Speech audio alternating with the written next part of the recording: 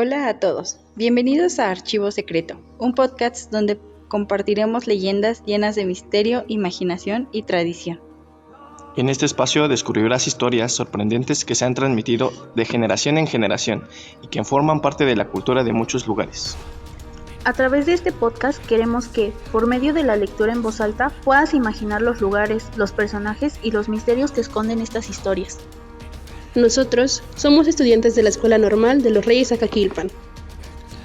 Actualmente cursamos tercer grado grupo 2 de la licenciatura en Educación Primaria y este trabajo lo realizamos en el curso de Literatura Infantil y Juvenil. Y ahora queremos presentarnos. Hola, mi nombre es Tomás Alejandro. Hola, mi nombre es Adriana Dávila. Hola, mi nombre es Magda Belén. Hola, mi nombre es Derek Josué. Y mi nombre es Anaí. Antes de comenzar con nuestras leyendas, queremos explicar 3 conceptos importantes. ¿Qué es literatura infantil? La literatura infantil son historias creadas especialmente para niñas y niños. Estas historias ayudan a imaginar, aprender palabras nuevas y entender mejor el mundo. El autor Daniel Cassani explica que leer no es solo decir palabras, sino comprender lo que significan y disfrutar lo que nos cuentan. ¿Qué es lectura en voz alta? La lectura en voz alta es cuando alguien lee un cuento con su voz real, para que los niños lo escuchen, imaginen y comprendan mejor la historia. Según Delia Lerner, escuchar leer ayuda a que los niños se acerquen a los libros y desarrollen su pensamiento. ¿Qué es una leyenda? Según María Moliner, una leyenda es una historia tradicional que se transmite de generación en generación y que mezcla hechos reales con elementos imaginarios o misteriosos. Es un relato que forma parte de la cultura de un pueblo. Y ahora sí, comenzamos con nuestras historias. Leyenda 1. El ánima del cuento. El convento de Celaya, Guanajuato, no solo ha sido objeto de múltiples visitas turísticas, sino de apariciones macabras también. Para los habitantes del lugar no es nada nuevo hablar del fraile que se pasea por sus pasillos en cuanto cae la noche. Se cuenta que siempre que necesitaba reflexionar, el sacerdote Fray Juan del Espíritu Santo salía a caminar por los pasillos del convento, los cuales recorría con gusto y a paso moderado. Esta práctica ya la venía haciendo desde hacía 5 años. Debemos decir que el convento de Celaya, además de ser hermoso, era muy grande. Cierto día se le acercó un indio del lugar que, sofocado, llegó a confesarle algo. De acuerdo a lo relatado, este hombre, él era el único que podía ayudarlo, Felipe Santiago, que era el hombre que aquel indio pidió con insistencia a Fray Juan que lo confesara. Finalmente, el padre accedió y lo escuchó con asombro. Después de haberlo escuchado, el padre se encontraba sobresaltado por el relato y solo atinó a decirle: «Es necesario que te confieses con testigos».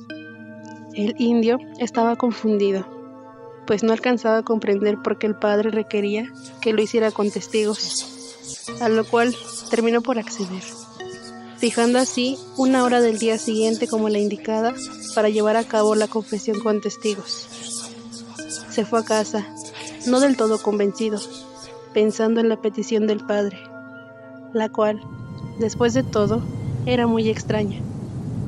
Al cabo de unos minutos, ya no le estaba dando tanta importancia a lo sucedido, más bien estaba más enfocado al aire tan helado que estaba soplando, y como llevaba guaraches, el tremendo frío lo sentía en los pies. Ya en su casa se dispuso a dormir, pero en su mente le daba un sinfín de vueltas al asunto, porque no comprendía todavía la reacción del padre. Al día siguiente, cuando el indio llegó al convento acompañado de sus testigos, notó que el fraile no estaba solo, pues con él se encontraban varios sacerdotes, quienes se habían reunido impacientes para escuchar el relato. Hace 3 años que falleció mi primo Salvador, a quien yo personalmente vestí para su entierro. Ya sé que esto no tiene gran importancia. Sucede que, cuando lo estaba vistiendo, sentí claramente cómo él me apretó la mano izquierda en 3 ocasiones, pero no le di importancia, pues pensé que era porque no alcanzaba a aceptar que mi pariente estuviera muerto. No comenté con nadie lo que había sucedido, por temor a que se burlaran de mí. Tiempo después, al atravesar el puente de Silva, aquel que dicen que está embrujado, escuché claramente cómo mi primo Salvador me llamaba. Yo corrí lo más veloz que pude, pero entre más corría, más fuerte era la voz de mi primo que me llamaba. Me negaba a creer lo que sucedía en el dicho puente, pero finalmente tuve que aceptar que era mi primo quien venía del más allá a pedirme algo. En otra ocasión en el mismo lugar, escuché claramente que mi primo me pedía con desesperación que mandara a celebrar 3 misas, pues su alma decía que se encontraba penando, y esa era la única forma en que podía encontrar el descanso eterno. Fue tanto el terror que se apoderó de mí que ya no supe cómo seguir mi camino, y solo recuerdo que me desplomé. Momentos más tarde, me encontré del brazo de mi cuñado Melchor, quien aseguraba que estaba borracho, lo cual no pudo comprobarme por no tener aliento alcohólico. Pasaron días antes de que yo decidiera hablar con mi familia, pues como me sucedió cuando vestí a mi primo, me dio miedo de que creyeran lo loco que estaba. Fueron ellos que al saberlo, me piden que venga hasta ustedes, quienes consideran los más idóneos para ayudarnos, para que el espíritu de mi primo pueda descansar en paz. Los sacerdotes escuchaban con gran atención lo que decía el indio, pues no era el primero en decir que escuchaban en el puente, pero sí el único en darle un nombre al suceso. Ahora rescataba ponerle remedio al asunto. Fue así como se oficiaron a 3 misas que el difunto había pedido, y santo remedio, porque se cree que el espíritu del Salvador por fin pudo descansar. Pero, según se cuenta, cada vez que pasaba Felipe por el puente, lo hacía persinándose, y por lo mismo se cree que nunca pudo reponerse de aquella terrible impresión. Esta leyenda sigue siendo muy popular en el pueblo de San Miguelito, Celaya, donde todavía se conserva el puente de nuestra narración. De acuerdo a versiones más recientes, indican que cuando quisieron tirar el puente para poder hacer un camino, se escuchaban terribles lamentos que provocaron la huida de los trabajadores. Desde entonces, es muy común oficiar misas en el convento de Celaya, en memoria de todas aquellas que han marcado como límite de su territorio aquel viejo puente.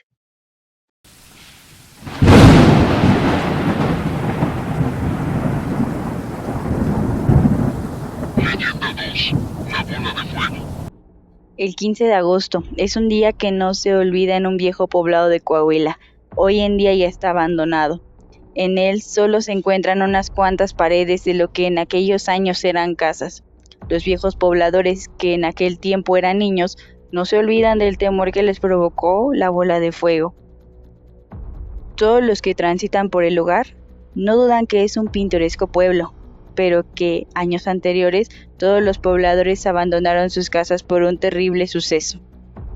Existen muchas versiones del suceso, pero se duda de la fecha correcta en que ocurrió, por lo que diré únicamente que fue el 15 de agosto de hace más de 100 años. Se cuenta que los feligreses que asistían a la iglesia al caer la noche se sobresaltaron al escuchar un estrépito impresionante.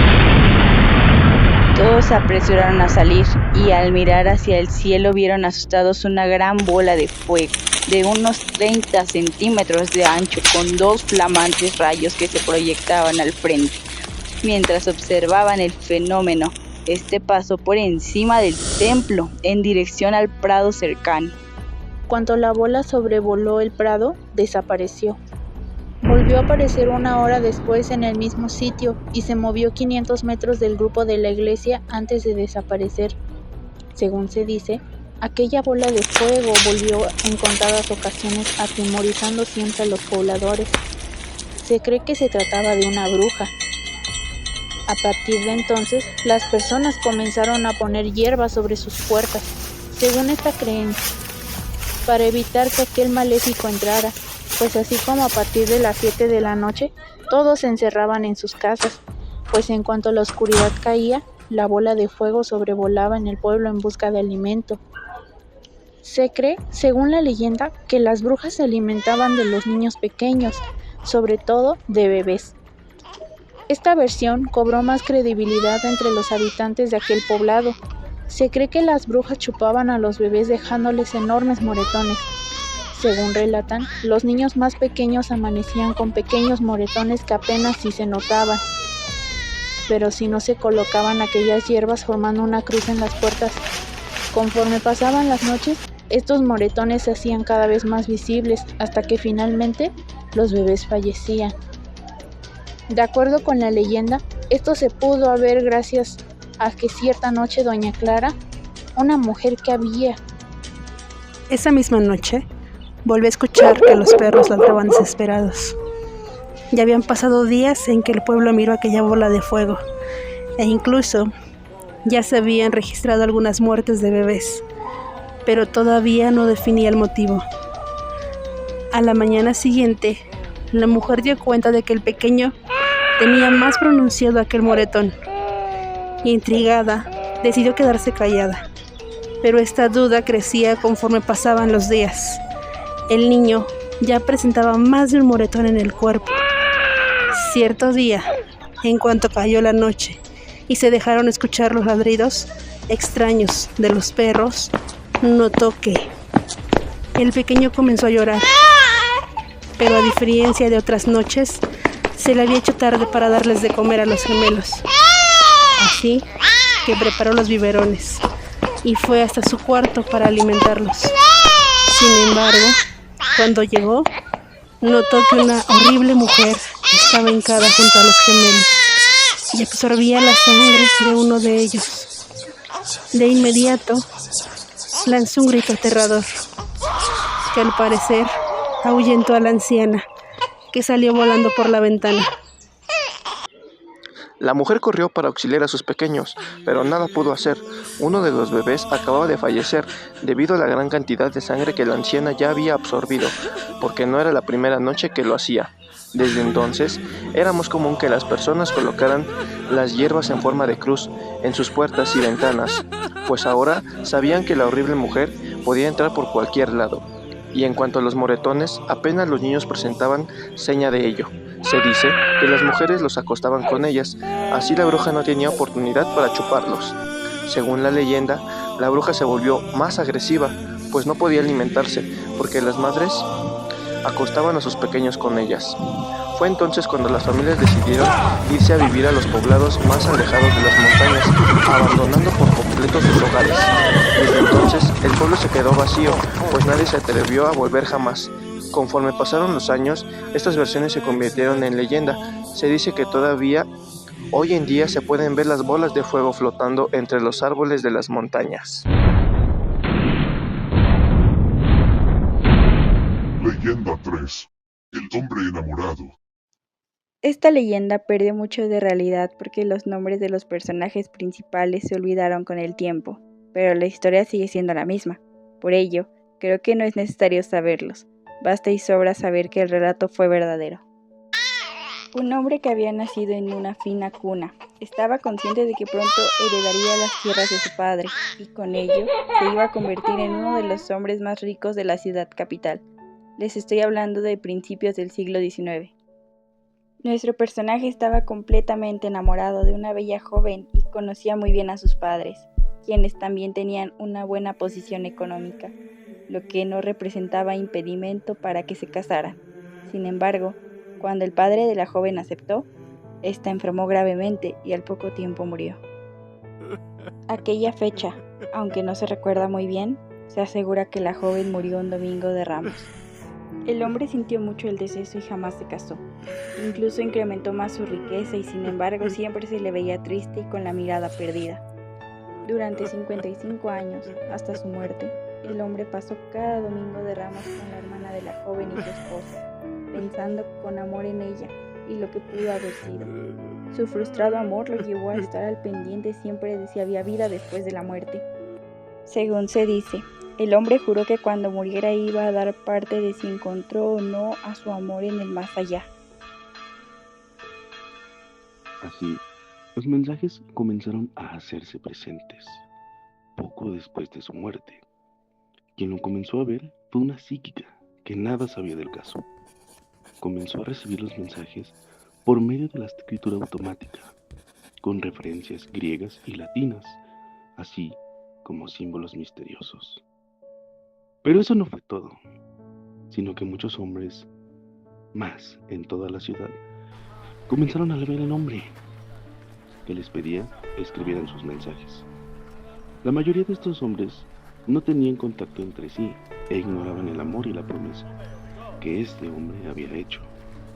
Sin embargo, cuando los hijos de la hermana de la joven conocieron la historia, se dieron cuenta de que se trataba del eterno enamorado de su tía, a quien nunca conocieron. Y los allegados a ellos fueron quienes los nombraron la mujer del Domingo de Ramos, pues sabían que el espíritu de aquel hombre la estaba buscando. Aquellos mensajes parecían no tener sentido, pero cuando fueron unidos, todos se dieron cuenta de que se referían a la mujer del Domingo de Ramos. Por ello, era necesario saber si aquel hombre, quien acababa de fallecer, se había reunido o no con su amada. Días después, algunos psíquicos aseguran que en verdad el hombre veía a la joven, la cual, al igual que él, estaba toda enamorada. Por supuesto que esto no se puede confirmar, pues nadie sabe si esta cosa es pasión o no. Es la historia del hombre que nunca se casó, porque su amor falleció y se convirtió en toda una leyenda en aquellos mensajes. Más allá, tuvieran sentido o no se relacionan con él.